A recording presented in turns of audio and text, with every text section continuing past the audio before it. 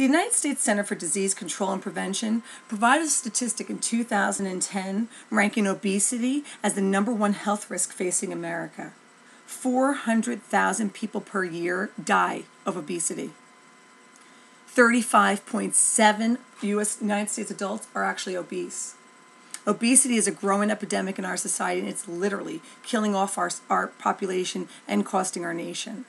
Now, I may not have a PhD in weight management or even a personal training license, but what I do have is years of experience with training, as well as friends and family that I've watched suffer with this disease. I have a passion for fitness that drives me to encourage others and to continually educate myself in this field.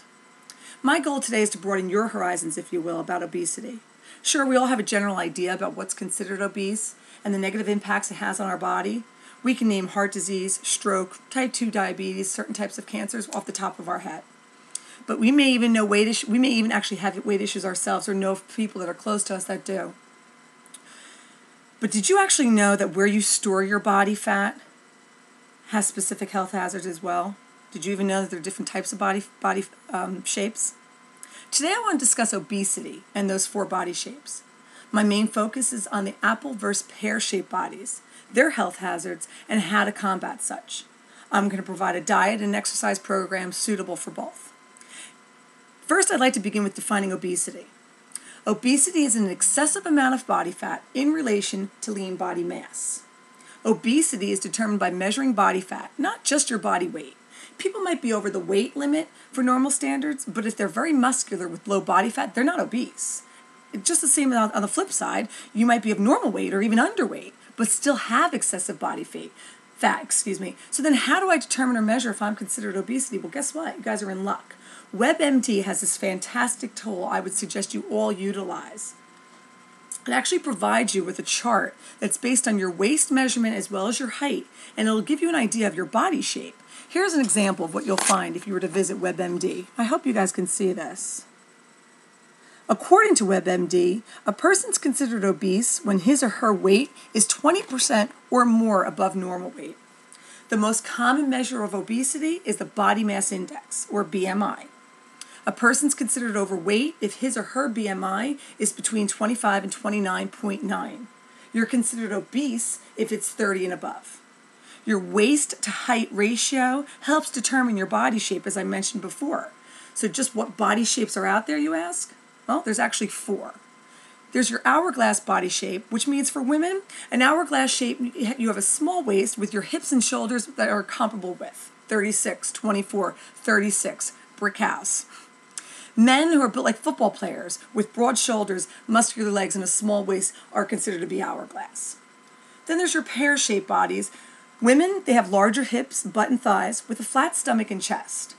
Pear-shaped men often have athletic bodies with muscular hips and thighs and a smaller upper body. There's your apple-shaped body. Women with apple shapes, they have larger upper bodies, tending to gain weight in the breasts, the stomach, the shoulders, and your backside. They have slimmer hips and thighs and butt. Men of this shape have a larger chest and arms with a small waist, butt, and legs. And then there's your ruler shape. Ruler shapes are thin. They have little to no curves and little to no muscle mass.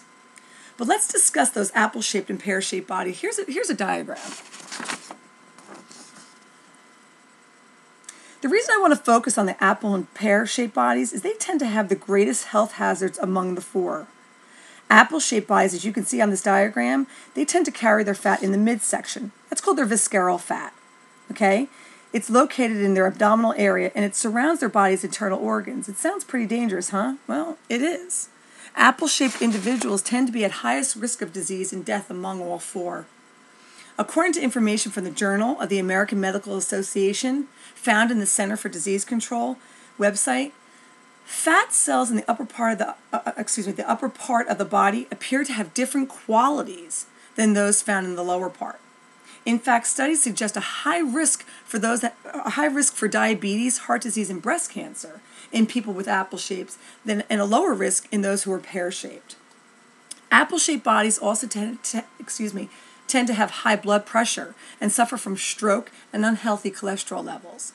Fat that settles in a pear-shaped body is called passive fat. It's extremely hard to shed and is found around the hips and the lower body. Research at the University of California Davis Health System found that fat concentrated in the butt may increase a person's chances of developing metabolic syndrome. In other words, a larger waistline, high blood pressure, and lower good cholesterol, all of which can increase one's risk of type 2 diabetes. When it comes to health, however, Pears, you're in luck. Passive fat may actually help reduce your risk of heart disease and diabetes. In fact, Dr. Savard was quoted in Fitness magazine saying this: "Fat stored around the hips and butt was recently found to reduce insulin resistance and increase good HDL cholesterol." Time doesn't allow me to get into great details for the many different diseases obesity in general can cause. I'm just simply touching on them. What I want to do now is focus my attention on a diet plan and exercise plan for those struggling with pear and apple-shaped bodies. Fitness magazine is filled with professional tips from both physicians and personal trainers. In my research, I came across this phenomenal exercise plan for the apple and pear-shaped bodies. In fact, if you have an apple-shaped body, you need to eat a diet with high healthy fats and low carbs. Nuts, avocados, olive oil, they decrease inflammation while increasing your body's ability to burn fat. You are prone to have high levels of blood sugar, so it's important to avoid empty carbs. Your diet should be approximately 40% carbs. In other words, if you're eating a 1,500 calorie diet, 600 of those would be fiber-rich complex carbs like beans, fruits, vegetables, and whole grains. 525 would be from fat, healthy fats, and 375 from protein. Working out is crucial. 3 40-minute cardiovascular sessions per week minimum. Running, biking, swimming are ideal for your body type because they'll build your lean muscle in your lower body and balance your top half. 2 times a week, incorporate strength training to help tighten your core and burn that flab. Now for your pear-shaped bodies, watch your fat intake. It's really easy for your body to store fat, so it takes a lot more energy to store carbs and protein. So, a diet rich in complex carbs such as cereals, lentils, beans, plenty of lean proteins such as chicken and fish, and fruits and vegetables will melt off those excess pounds. Exercise. Focus on aerobic activity such as running and biking. That works your lower body.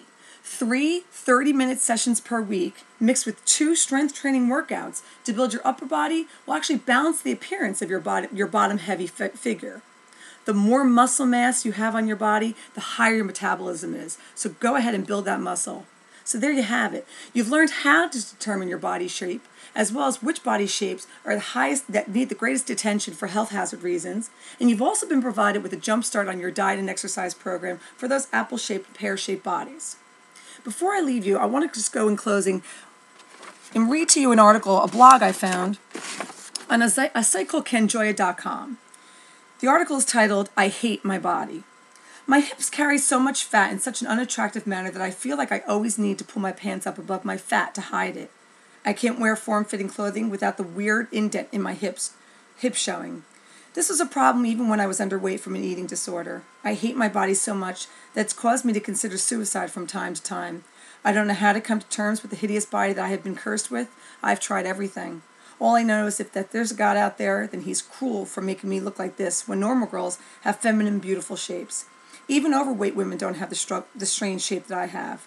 Exercise wouldn't even help me because this is my bone structure, but the problem is exasperated because my body decides to also store most of my fat in that area. I can't even describe how much I hate how I look. I'm like a freak of nature, and no one else seems to understand when I tell them about it. They say they've never noticed it, and that I took a look and that I look fine. They're just trying to be nice. I hate this. I just want to die. It's this article that prompted me to speak to you guys today because yes, you can change your body type and you can fight this disease. Good luck, and I hope I helped you guys out somehow.